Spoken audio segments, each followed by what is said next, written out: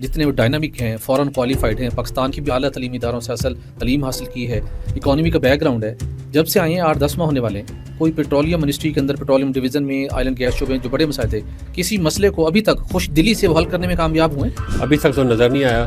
سیلاب سے کسان تباہ حال ہوئے، پنجاب کے بالخصوص گندم ان کی بیک بون ہے، سپورٹ پرائز پچھلے سال نہیں ملی، کسان پہلے کریش ہو چکا تھا، اب باتیں کی جا رہی ہیں کہ سپورٹ پرائز دی جائے گی کسانوں کو پنجاب میں، لیکن ہوا کیا ہے، کرائسس نے جنم لیا تو پنجاب کا جو کسان تھا 2000 اور میکسیمم 2200 روپے من پہ اس سے مڈل مین نے اٹھائی، سارا پروفٹ مڈل مین لے گیا۔ السلام علیکم ناظرین، آپ دیکھ رہے ہیں ایکسکلوسیو ویوز اور میں ہوں سہیل اقبال بھٹی۔ ناظرین، بات کریں گے کہ آئل مارکیٹنگ کمپنیز ایسوسی ایشن نے خطرے کی گھنٹی بجا دی ہے۔ وفاقی حکومت تاحال سندھ حکومت کی طرف سے عائد کیے جانے والا سندھ انفراسٹرکچر ڈیولپمنٹ سیس کے معاملے کے اوپر کوئی اپنا حتمی رول پلے نہیں کر سکی، جس کے نتیجے میں وہ ہماری آئل ریفائنریز ہوں، او ایم سیز ہوں، بالخصوص پاکستان اسٹیٹ آئل، ان کی پیٹرولیم پروڈکٹ کی تحصیل اب متاثر ہونا شروع ہو گئی ہے۔ یہ معاملہ کیا رخ اختیار کر سکتا ہے؟ اور اس کے ساتھ ساتھ جہاں پر ایک فیول کرائسس ابھرتا ہوا سامنے دکھائی دے رہا ہے، وہیں پر خوراک کا کرائسس بھی جنم لینے کے خدشات پیدا ہو چکے ہیں، جہاں پر سیلاب کی تباہ کاریوں کے نتیجے میں بڑے پیمانے کے اوپر زرعی رقبہ متاثر ہوا۔ اب وہیں پر جو کسانوں کو حکومت سے ایک آخری امید تھی کہ ایک ایسی آؤٹ اسٹینڈنگ گندم کی سپورٹ پرائز دی جائے گی جس کے ذریعے سے کسان دوبارہ اس طرف راغب ہوں گے، کوشش کریں گے اور پاکستان کی فوڈ سیکیورٹی کو یقینی بنائیں گے، لیکن کتنی فوڈ سیکیورٹی کے اہمیت کے پیش نظر حکومت گندم کی سپورٹ پرائز دینے پر تیار ہے اور کتنی سپورٹ پرائز ہونی چاہیے، اس پر بھی آج کی شو میں بات کریں گے۔ اور اس کے ساتھ آپ کو بتائیں گے کہ ماڑی انرجیز نے سندھ کے اندر تیل و گیس کی ایک اور ڈسکوری کی ہے، وہی ماڑی انرجی جو پاکستان میں فرٹیلائزر سیکٹر کو اسٹرینگتھن کرنے کے لیے ایک لینڈ مارک ڈیسیژن کر چکی ہے، جس کی حتمی اپروول ہونا باقی ہے۔ وہیں پر مزید تیل و گیس کی یہ ڈسکوری پاکستان کے نیچرل ریسورسز کے اندر کتنا امپورٹنٹ رول پلے کرے گی، ہمارا درآمدی جو بل ہے انرجی کا، اس کے اوپر کتنی کمی آئے گی، اور جو یہ چھوٹی چھوٹی ڈسکوریز ہیں یہ کتنی امپورٹنٹ ہے ہمارے لیے، اس پر بھی آج کے شو میں بات کریں گے۔ اور اس کے ساتھ آپ کو بتائیں گے کہ پاکستان کی سفارتی اور عسکری جو ریسنٹ ڈیولپمنٹس تھیں، اس کے نتیجے میں دوحہ میں افغانستان کے ساتھ جنگ بندی کا معاہدہ تو طے پا گیا ہے۔ اس میٹنگ کے آغاز میں ہوا کیا، اور پاکستان کو آنے والے دنوں میں کس حکمت عملی پر کاربند رہنا چاہیے تاکہ جو پاکستان کے اندر فتن الخوارج، فتن ہندوستان، خودکش بمبار اور دہشت گرد آتے ہیں، ان کا صفایا کیا جا سکے۔ تو ان ٹاپکس پر بات کرنے کے لیے میرے ساتھ موجود ہوں گے سید خالد مصطفیٰ صاحب۔ خالد صاحب، آپ کا بہت شکریہ۔ سب سے پہلے بات کرنا چاہوں گا توانائی کی۔ بالکل، توانائی سے کسی بھی ملک کی معیشت کا پہیہ چلتا ہے، لوگوں کو روزگار ملتے ہیں، اور کسی بھی سوسائٹی کے اندر چہل پہل اسی کے ذریعے سے ہوتی ہے۔ لیکن اگر توانائی کی سپلائی چین ٹوٹ جائے، یہ اتنی زیادہ مہنگی آ جائے، تو کسی بھی ملک کے لیے اپنے معاشی ترقی کے اہداف کو حاصل کرنا، خوشحالی کا سفر شروع کرنا ناممکن ہو کر رہ جاتا ہے۔ بالکل۔ سندھ انفراسٹرکچر ڈیولپمنٹ سیس کا تنازع ہے سالوں سے۔ پہلے مختلف آپشن تھے جس کے ذریعے اس کو حل کرنے کی کوشش کی گئی، لیکن اب سندھ گورنمنٹ نے تو واضح کہہ دی ہے کہ یا ہمیں بینک گارنٹی دیں یا اس کی فل پیمنٹ کریں، پھر آپ اپنے پیٹرولیم پروڈکٹ وہاں سے موو کر سکیں گے۔ صحیح ہے۔ لیکن لیٹسٹ خبر کیا ہے کہ آئل مارکیٹنگ کمپنی ایسوسی ایشن کو اب کن خدشات کا سامنا ہے؟ کیا واقعی آنے والے دنوں میں پاکستان میں سپلائی چین ٹوٹ سکتی ہے سندھ حکومت کے اس فیصلے کی وجہ سے؟ بھٹی صاحب، بہت بہت شکریہ، بڑا امپارٹنٹ ہے یہ آپ نے ایشو جو ہے نا اٹھایا ہے، کیونکہ اس کی وجہ سے پوری جو زندگی ہے نا وہ اسٹینڈ اسٹل ہو سکتی ہے۔ اگر آپ نے تھوڑا سے بھی لیگزٹی کا مظاہرہ کیا، سستی کا مظاہرہ کیا اس کو سالو نہ کرنے میں، تو اس کو یا لٹکانے کی کوشش کی فیڈرل گورنمنٹ نے، تو یہ جو فیول چین ہے یہ بریک ہو سکتی ہے، اور جب فیول چین ایک دفعہ بریک ہو جائے تو پھر بہت مشکل ہے۔ اور آپ کو پتہ ہے سوئنگ سیزن بھی اب شروع ہونے والا ہے پاکستان میں، تو ڈیزل کی بھی اشد ضرورت ہے اس وقت۔ تو لیکن بات یہ ہے کہ یہ تو کافی دنوں سے یہ بات آ رہی ہے۔ 15 اکتوبر کو سندھ گورنمنٹ نے فیڈرل گورنمنٹ کو لکھا کہ جی ہم نے سیس لگایا ہوا ہے جی، اور اب ہم جو بھی، اور یہ 1994 سے لگا ہوا ہے، جی ٹھیک ہے نا، اس کے اگینسٹ جتنی بھی آئل مارکیٹنگ کمپنیز تھیں یا امپورٹ کرتی تھی پی ایس او یا ریفائنریز کروڈ آئل امپورٹ کرتی تھی، تو اس کے اگینسٹ انڈر ٹیکنگ دیا کرتی تھی کہ یہ ہم آپ کو پیسے دے دیں گے، بالکل صحیح، ٹھیک ہے نا۔ لیکن یہ اس کو چیلنج بھی کر دیا گیا تھا، یہ صرف سندھ گورنمنٹ نے نہیں لگایا بلکہ یہ بلوچستان گورنمنٹ نے بھی لگایا ہوا تھا سیس۔ یہ چلے گئے سندھ ہائی کورٹ میں، سندھ ہائی کورٹ سے یہ جناب ہار گئے وہاں پہ جو آئل مارکیٹنگ کمپنی سے، پھر یہ چلے گئے supreme high court, supreme court چلے گئے. جب سپریم کورٹ گئے تو وہاں پہ بھی یہ فیصلہ آ گیا 2021 میں، ٹھیک ہے نا. یعنی گورنمنٹ آف سندھ اور بلوچستان گورنمنٹ کی حمایت میں یہ فیصلہ آ گیا. ٹھیک ہے. لیکن اب ہوا کیا ہے کہ اب سندھ ٹیکسیشن جو ڈپارٹمنٹ ہے یا ایکسائز اینڈ ٹیکسیشن جو ڈپارٹمنٹ ہے، انہوں نے کہا ہے کہ انف از انف. بالکل ٹھیک. آپ یہ سیس دیں، ٹھیک ہے نا، 1.85% سیس دیں آپ جو کہ تقریباً 3 روپے فی لیٹر بنتا ہے. 3 روپے فی لیٹر بنتا ہے. اور یہ 1994 سے جس کے اگینسٹ آپ انڈرٹیکنگ دیتے رہے ہیں، اور آپ نے بینک گارنٹیز بھی ڈپازٹ نہیں کرائی. اب لیٹسٹ انہوں نے کہا کہ آپ نے اگر اٹھانا ہے تو اگر انڈرٹیکنگ تو دے رہے ہیں آپ، لیکن اب آپ نے بینک گارنٹی دینی ہے.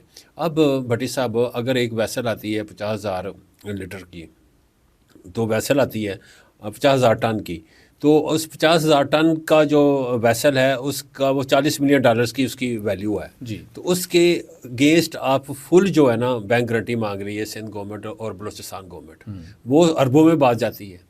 تو اب جو ہیں پریشان ہیں او ایم سی. اور وہ کمپنی اگر وہاں پہ بینک گارنٹی دیتی ہیں، وہ ریکور کہاں سے کریں گی؟ ریکور کہاں سے کریں گی؟ تو اس لیے انہوں نے فوراً سے پہلے تو انہوں نے سندھ کے آج ہی لیٹر لکھا ہے دوبارہ. آج جو ہے یہ اس دفعہ OCAC نے لکھا ہے لیٹر، جو کہ آئل کمپنیز ایڈوائزری کونسل ہے. یہ سب سے بڑا پلیٹ فارم ہے ان کا آئل انڈسٹری کا. انہوں نے سندھ چیف منسٹر کے نام لکھا ہے، اور ساتھ کاپی کیا ہے انہوں نے پیٹرولیم منسٹر سیکٹری کو اور جو دوسرے اٹیچ ڈپارٹمنٹس ہیں ان کو کیا ہے کہ یہ صورتحال ہے.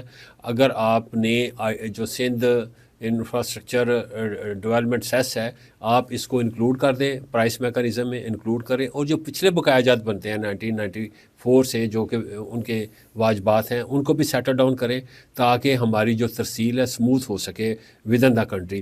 اگر اس میں یہ ڈیلے کرتے ہیں یا سستی کا مظاہرہ کرتے ہیں، کیونکہ ان کے پاس ہے سندھ ہائی کورٹ کے علاوہ ان کے پاس جو ہے نا سپریم کورٹ کا بھی ڈیسیجن ان کے حق میں ہے. تو یہ اب جو ہے نا ان کے پاس ایک ہی آپشن رہ جاتی ہے میرے خیال میں، کہ اگر یہ چاہتے ہیں کہ جو 3 روپے کا برڈن جو ہے وہ عوام پہ نہ پڑے، تو یہ پیٹرولیم لیوی کو 3 روپے کم کر دیں. 3 روپے پیٹرولیم لیوی کو کم کر دیں. اس سے یہ ہوگا کہ آپ کی قیمت جو ہے وہ وہیں کی وہیں رہے گی جی. اور آپ سندھ کا جو انفراسٹرکچر جو سیس ہے آپ اس کو بھی اکوموڈیٹ کر لیں گے. تو this is how you can tackle this. یہ فیڈرل گورنمنٹ کا. اب دیکھتے ہیں کہ جو علی پرویز صاحب ہیں، ڈائنامک ہیں، نئے جو ہے ان میں ینگ آدمی ہیں، لیکن ابھی تک تو وہ ویسے معذرت کے ساتھ جتنے وہ ڈائنامک ہیں، فوراً کوالیفائڈ ہیں، پاکستان کی بھی اعلیٰ تعلیمی اداروں سے اصل تعلیم حاصل کی ہے، اکانومی کا بیک گراؤنڈ ہے، جب سے آئے ہیں 8-10 ماہ ہونے والے ہیں، کوئی پیٹرولیم منسٹری کے اندر پیٹرولیم ڈویژن میں آئل اینڈ گیس شعبے میں جو بڑے مسائل تھے، کسی مسئلے کو ابھی تک خوش دلی سے وہ حل کرنے میں کامیاب ہوئے؟ ابھی تک تو نظر نہیں آیا. لیکن یہ ہے کہ میں تھوڑا سا وہ کہتے ہیں آپٹیمسٹک ہوں کہ آنے والے دنوں میں یہ کریں گے، تو میں بتاؤں آپ ازرٹ کریں گے، ازرٹ کر سکتے ہیں. میں ان کو اگر وہ مسئلے حل کر سکتے ہیں، انہوں نے ایک ہی کام کرنا ہے. ہاں، ان کو سمجھنا چاہیے کہ اس وقت حکومت میری پارٹی کی ہے، مسلم لیگ نون کی. بالکل. میرا جو لیڈر ہے پارٹی کا اور گورنمنٹ کا، میاں نواز شریف اور پرائم منسٹر، ان کی ویژن کے اندر میں نے کام کرنا ہے. ان کی اب منظور کردہ پالیسیوں کو میں نے امپلیمنٹ کرنا ہے، رکاوٹیں نہیں ڈالنی، تو ان کے کام حل ہونے شروع ہو جائیں گے. بالکل صحیح فرمایا آپ نے. تو بھٹی صاحب یہ صورتحال ہے.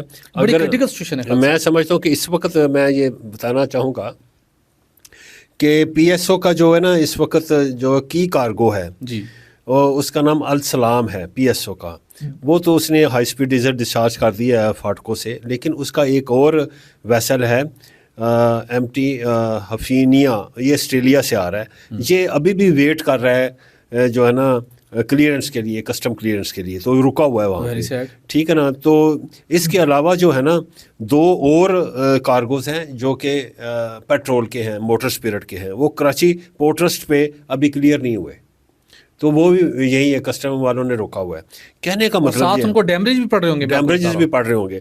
اسی طریقے سے پارکو کا ایک جو ہے نا شپ وہ بھی چل پڑا ہوا ہے، تو وہ بھی جو ہے نا 21 اکتوبر کو، یعنی کل وہ بھی پہنچنے والا ہے. تو اگر وہاں پہ اس کو بھی کلیئر نہ کیا تو یہ جو ڈیلے ہے نا، ڈیلے اس سے بھی جو پرائسز ہیں نا یہ بلیک میل شروع ہو جائے گی. بلیک میل میں لوگ بیچنا شروع کر دیں گے، ٹھیک ہے نا، اور قیمتیں بڑھنی شروع ہو جائیں گی.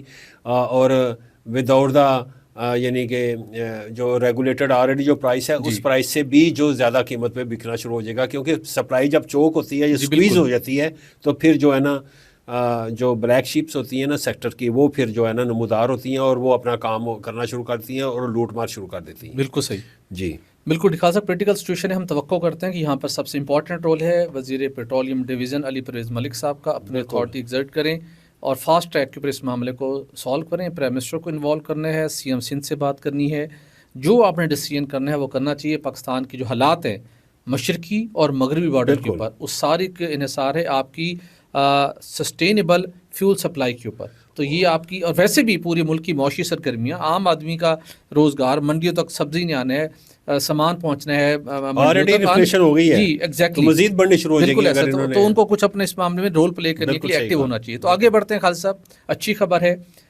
کہ جہاں پر ہماری پاکستان کے اندر کام کرنے والی پبلک سیکٹر کی سرکاری کمپنیاں اور اس کے ساتھ پرائیویٹ سیکٹر کی کمپنیاں بھی بہت تیزی کے ساتھ، انہوں نے جب حکومت کی طرف سے تھوڑی سی ان کو ایک رے آف ہوپ ملی کہ اب ایک ایسی پالیسی بھی ہے جس کے نتیجے میں وہ گرشی کنزل قرضے کے چنگل سے نکل جائیں گی، اپنی قیمتی گیس کو ایڈوانس پیمنٹ کی شرط کے پر وہ بیچ سکیں گے مستقبل کے اندر، اور وہ ان کو ریونیو ملے گا اور وہ مزید ایکسپلوریشن کا کام کر سکیں گی۔ تو تھوڑی سی ایکٹیویٹی میں بہتری آئی ہے، جس کے نتیجے میں جو پاکستان میں تیزی کے ساتھ تیل و گیس کے ذخائر کی جو ٹرینڈ تھا، ڈپلیشن ٹرینڈ، اب وہ کم ہونا شروع ہو گیا۔ سب سے پہلے اس کے اندر او جی ڈی سی ایل نے بڑا امپریسو رول پلے کیا۔ ایک پورا M D O G D C L Ahmed Hayat Lak صاحب اور ان کی ٹیم نے بورڈ کی سپورٹ کے ساتھ ایک پلان مرتب کیا، جس سے انہوں نے ایگزسٹنگ ڈسکوریز کو بہتر کیا اور اس کے ساتھ نیو ڈسکوریز کی طرف بھی انہوں نے پلان کو فوکس کر کے مکمل کیا، جس کے نتائج آنا سامنے شروع ہو چکے ہیں۔ تو اس کے ساتھ ماڑی انرجیز لمیٹڈ نے بھی بہت اگریسو پلان بنایا، اور جس کے نتیجے میں چونکہ ان کو ایک ایڈوانٹیج حاصل ہے کہ وہ پیپرا رولز کے شکنجے میں نہیں ہیں۔ صحیح ہے۔ تو ان کو ڈائنامک ٹیم ہے، فہیم حیدر صاحب کی سربراہی میں ایم ڈی ماڑی انرجیز ہیں، تو وہ ٹائملی کمرشل ڈیسیژن کرتے ہیں۔ تو وہاں اب تو ان کا کلیم بھی ہے کہ ماڑی انرجیز 30% شیئر کے ساتھ گیس کے شعبے کے اندر پاکستان کی لیڈنگ ای این پی کمپنی ہے۔ اس کے ساتھ انہوں نے بھی یہ پلان مرتب کیا اور تیزی کے ساتھ اس پہ کام کا سلسلہ جاری رکھا، اور اب سندھ میں جہاں پہ پہلے بھی ماڑی کا بڑا ہولڈ ہے، ڈہر کی ہے، مختلف جگہوں کے اوپر، اور بڑی پرانی فیلڈز ہیں، اور فرٹیلائزر انڈسٹری کو بڑا رول ہے گیس کی فراہمی کے اندر ماڑی انرجیز کا۔ تو اب ماڑی انرجیز نے ماڑی غزیج CFB-1 ایکسپلوریشن ویل سے تیل و گیس کی دریافت کی ہے۔ اچھا، اور یہ اچھی بات یہ ہے کہ اس جو پروڈکشن لیز ہے، اس میں 100% جو اس کی حقوق ہیں آپریٹرشپ کے ساتھ وہ ماڑی کے پاس ہیں۔ تو 12 ستمبر 2025 کو ماڑی غزیج CFB-1 ویل کی کھدائی کا آغاز ہوا، اور شارٹیسٹ ٹائم کے اندر اس کو 1195 میٹر کی گہرائی تک SUL فارمیشن میں پہنچایا گیا، جس کے نتیجے میں اس فارمیشن کے اندر تیل سے بھرپور ایک زون تھا، اس کو ہدف کیا گیا تھا۔ اب ٹیسٹنگ کے دوران اس کنویں سے 305 بیرل یومیہ خام تیل ڈسکور ہوا ہے، اور اس کے ساتھ ساتھ 3 MMCFD گیس، جس کا پریشر جس کے اوپر ٹیسٹ کیا گیا ہے PSI 225 پر، اور اس کی جو انچ چوک سائز ہے وہ 48/64 ہے۔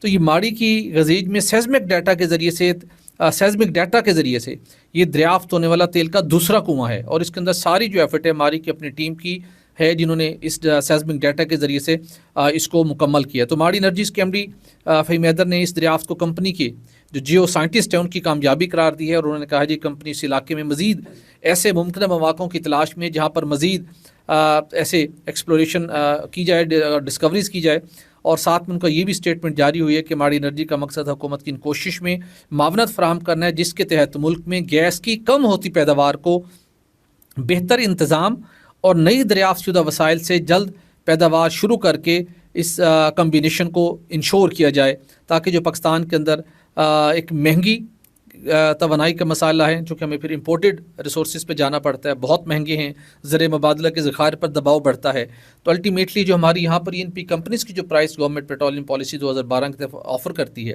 تو اس میں سے تقریباً خالد صاحب 50% $3 جو کہ پاک روپی میں الٹیمیٹلی واپس گورنمنٹ کے پاس آ جاتے ہیں۔ اس کے بعد لوکل جو ایکٹیویٹیز ہیں وہ بہت کریٹ ہوتی ہیں، روزگار کے مواقع ہوتے ہیں، اور جن علاقوں میں جس صوبے میں تیل و گیس کی ڈسکوری ہوتی ہے وہاں پر بھی لوگوں کی سوشل ویلفیئر اپلفٹمنٹ کو بڑا انشور کیا جاتا ہے. جیسے کہ او جی ڈی سی ایل نے بلوچستان کے اندر لوگوں کی زندگیوں کو بدلا ہے, اسی طرح سندھ کے اندر او جی ڈی سی ایل ہو, ماڑی ہو, یا دیگر ہماری کام کرنے والی کمپنیاں ہوں, پیل کمپنی ہو, پیل پاکستان, انہوں نے وہاں پر جو سی ایس آر کے تحت ایکٹیویٹیز کی ہیں, انہوں نے لوگوں کی زندگیوں کو بدلا ہے.